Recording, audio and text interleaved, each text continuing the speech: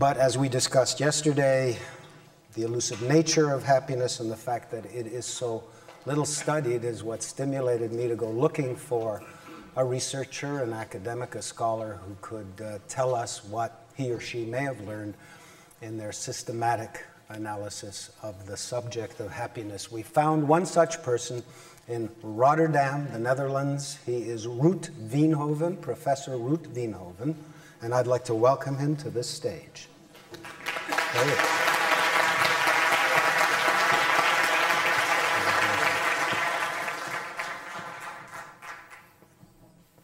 Well, as you heard, it's not new to think about happiness. The old Greeks did it already. And what I did with the subject was not invent a new concept, but try to apply. And, well, it began, in fact, when I studied happiness in the 1960s. And then there I had a class in social philosophy. And my philosophy professor told me an interesting thing. Hoppa. He didn't tell that. He told me about a philosopher named Jeremy Bentham, which most of you have heard about in your philosophy class, and about the greatest happiness principle, and that he said, well, the true moral thing is to create greater happiness for a greater number. And, well, he taught social philosophy to sociologists, and he said, well, that's quite interesting for you. If you're looking for a goal in public policy, then you can apply that principle, and that's called rule utilitarianism. Well, and I thought it is a great idea, and, well, I could imagine that we could apply that idea on several discussions in the 1960s. And one of these discussions was whether the socialist system was better than the capitalist system. And you know, in the 1960s, there were a lot of academics who were fairly red, and there were student revolts and trying to bring paradise, socialistic paradise in Western Europe. And, well, then, of course, the question was, would that make us any happier? And I was personally very much involved in the discussion then on sexual liberation, of which we now see here in Canada one of the end results, same-sex marriage. Well, that discussion started in the 1960s. And then there was also the question, will sexual freedom make us any happier, or will it rather make us unhappy? And the same issue was in the abortion discussion. And so I asked the professor, couldn't we apply that? Well, he said, well, application, that's not my business. I'm about theory and not about filthy reality. So ask someone else. I did. I went to my method professor and I asked, well, couldn't we measure happiness, especially happiness in nations? And the professor said, well, no, that's impossible, because happiness is something you cannot define. And even if you could define it, you could not measure it. And so it's unscientific subject, get out of my way. And when I left the door, he said, well, maybe you can go to the psychologist, because that's not quite scientific. So I went there. And the psychology professor said, well, that's very complicated. Because happiness is relative. It's the distance between reality and ideal. And so that means that the more you come to your ideal, the further the ideal moves. And you always compare not only to ideal, but also to the neighbors. The better the Jones are, the worse off the Petersons. Happiness is relative. And moreover, he said, it's a trait, it's something people are born with, and in fact, everybody is born unhappy. That's why so many psychologists are needed. So great happiness for a great number is impossible, forget it. Well, I didn't, and in fact, well, I was puzzled, and as a student, I wrote a paper on it. which to my astonishment was published in a scholarly journal. And in the years of my career, I've tried to figure out what was wrong in the answers and whether it would be possible to do what Bentham had suggested we should do. And well, I'll tell you about that, and well, of course, just the highlights, because it's a complicated matter. The first thing to settle is whether happiness can be defined, because the Meadows professor had a point. All philosophers have different definitions, and if you read their works, the meaning changes about every page, and that gives the subject a reputation of being not comprehensible.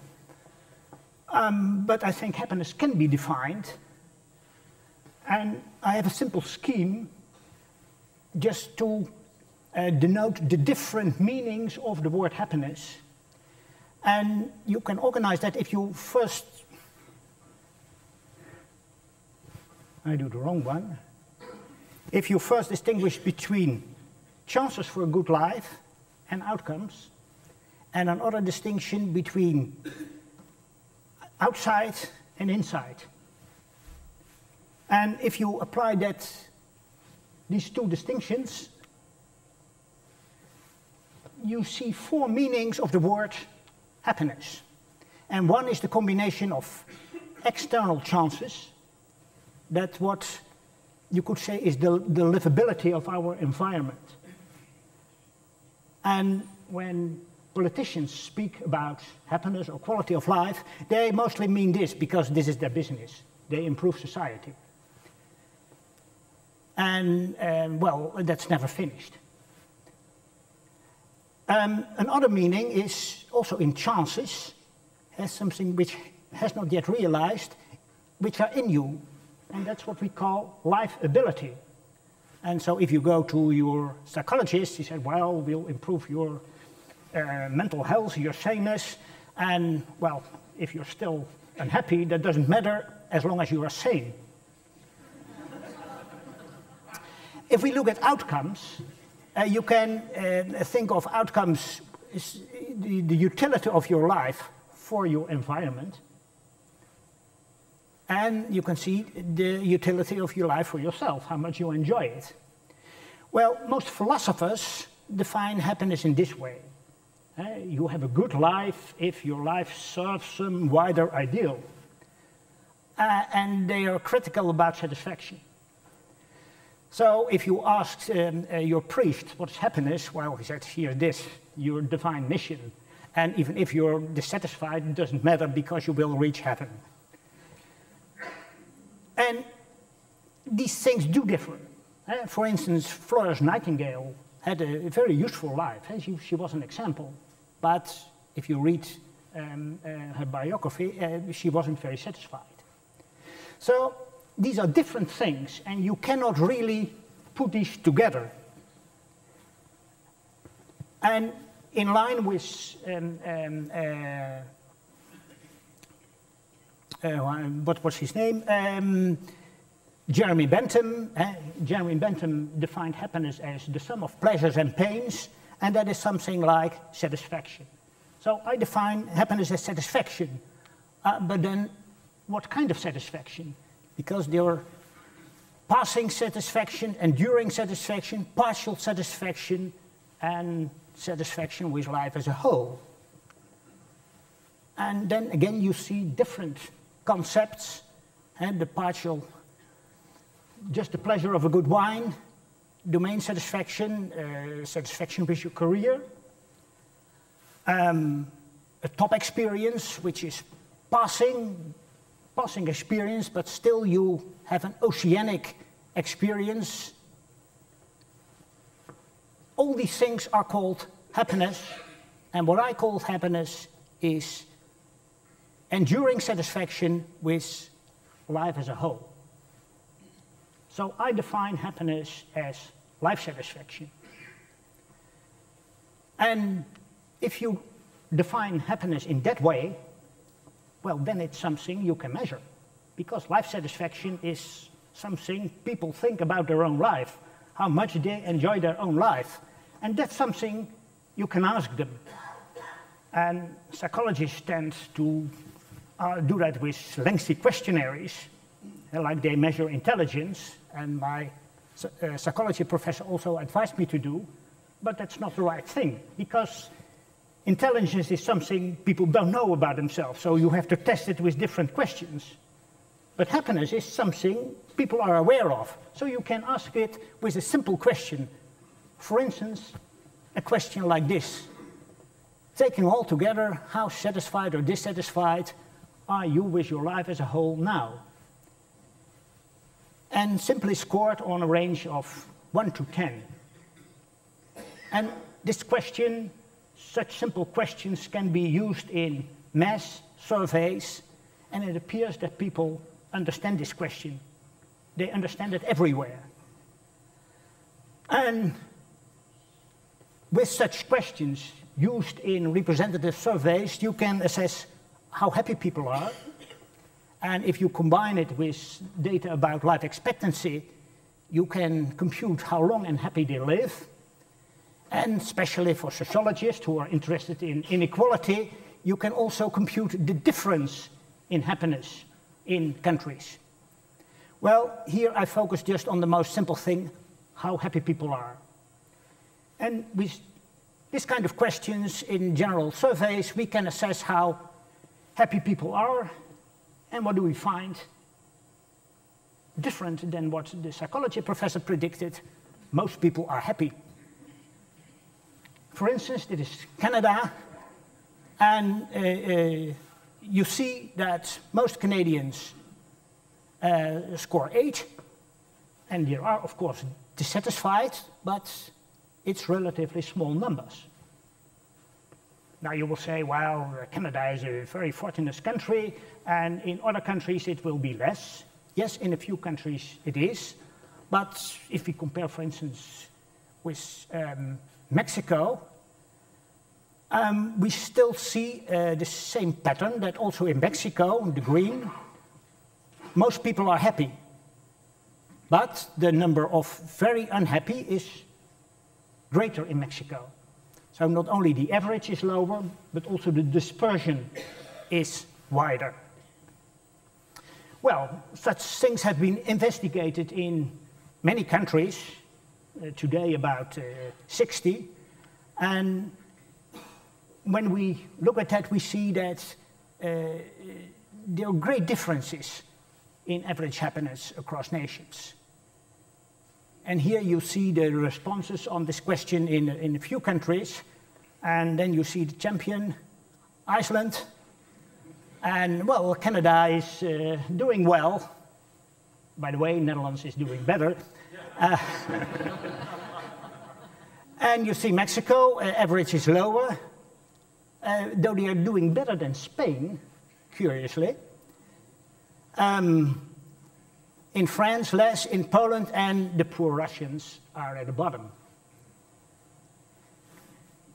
And there is a system in these differences. Here you see a picture where I have here life satisfaction, and here income per head, buying power. And well, you see here the poor Russians, the Moldavians are even less happy. And you see there is a clear system in it. There's a tendency of being richer countries being happier. But if you take a close look, you'll see that it's not a linear relationship. It's rather curved, which means that rich countries, you will say Mexico, isn't much better, worse than the US, though the US is much wealthier. So what we see here is the law of diminishing utility. If you are very poor, a few bucks more will really increase life satisfaction, but once you're rich, additional growth of wealth doesn't really add. Well, this is one thing. Here we have another thing, rule of law as measured by absence of corruption. What you see here is a straight relationship. So that means if you're trying to improve the conditions of mankind, you better invest, at least in the rich countries, in rule of law than in more wealth. You see a similar picture, though less clear, with civil rights. And surprisingly, if you look at income equality, you don't see much of a relationship. Especially here, the Latin American countries, very unequal, but also fairly happy. So apparently it's possible to live in an unequal country and still enjoy life. And here we have freedom, and we again see a very strong relationship. Well, these pictures can be, one can compute correlations, and here you see the correlations. Point 1 means absolute relationship, and here you see it's material affluence, rule of law, hey, social security, hardly. Income equality, hardly. But freedom, yes. And together, these variables explain about 75% of the variance, which is quite exciting because it means that if there is measurement bias, it can be no more than 25%. So we are really measuring something. Okay, and that's comparing across nations. We can also compare across time, provided that we have surveys in different years. Well, for some countries we have, for instance, the USA. Here you see all the happiness surveys, and, well, it appears that it's almost flat. There are not so many surveys for Canada, at least not surveys using the same question, but this is my guess. In fact, these data have been gathered, but not yet published. And, oh, well, here you don't see the most interesting thing. Well, what you see here is Canada.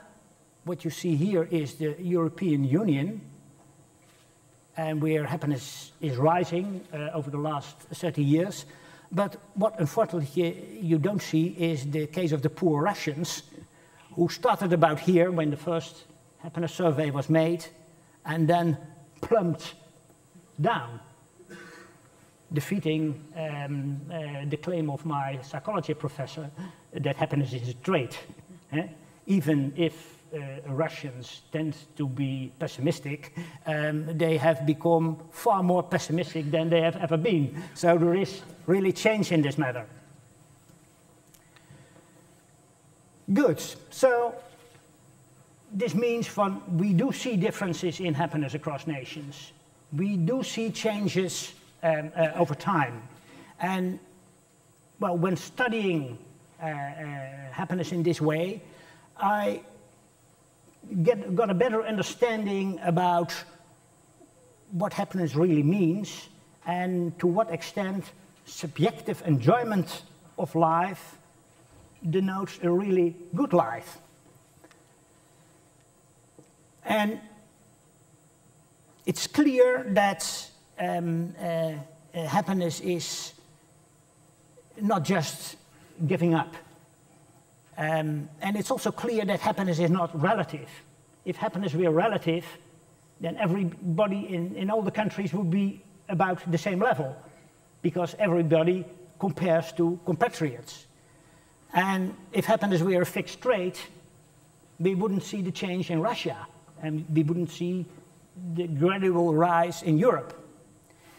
No, I think the psychology professor was entirely wrong, and that in fact happiness is a kind of biological indication that we are doing well. Unfortunately, I had no biology professor when I went asking, but what I think is when we come back to this, this scheme, that all mobile organisms, like frogs, dogs, and humans, they have the problem that they must select a good biotope, a biotope that is livable for them as an organism, and that meets their life ability, what biologists call fitness. And organisms need to know whether they are in the right pond or not. And that's mostly what their effect tells them. If the frog is in a good pond and not somewhere here, then the frog feels good and he stays. And if the frog is here, he feels miserable and hops away trying to find a pond that fits. And now we discovered that when you ask people how happy are you, that the typical heuristic is that people say, hey, how do I feel? How do I feel now? How do I feel generally? Well, generally I feel good, so apparently I'm happy. So what we do is somewhat like the frog, but we do that consciously. And when we feel good, that indicates in fact how well our environment fits our abilities. So happiness does say something about how well we are thriving. And one of the empirical proofs is that happiness is very much correlated with life expectancy. Happy people live longer. I'm in the red, so I skipped implications. You have more or less seen it. But I tell you, if happiness is a usable thing, we should gather more information. And, well, that's what I'm doing. I gather all the scientific information about happiness in the World Database of Happiness, and you see the internet address here. And if you click that address, you come on this website, and there you find everything there is. And if you rather like to read a scholarly journal, there's the Journal of Happiness Studies, where this field is further developed. Thank you for your attention.